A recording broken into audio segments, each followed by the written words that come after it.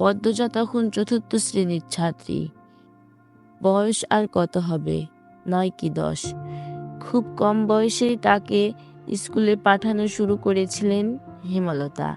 হানিফের Saudi চলে যাবার উপলক্ষে রবিবারের এক সকালে নানা বাড়িতে সবার দাওয়াত পড়ে। স্কুল মাঠেও সেদিন নাচ গান অনুষ্ঠিত হয়েছিল।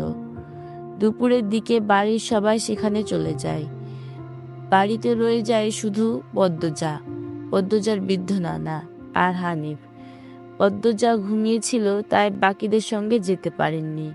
যখন ঘুম ভাঙল, আবিষ্কার করলো বাড়িতে কেউ নেই। সেদিন মোর্শেদ হঠাৎ করেই অসুস্থ হওয়াতে হেমলতা বাপের বাড়ি ছিলেন না। বাড়ি থেকে বের হওয়ার উপক্রম হতেই কানে আসে হানিফের ডাক, পদ্ম নাকি? পদ্মজা মিষ্টি হেসে মাথা নাড়ায়। হানিফের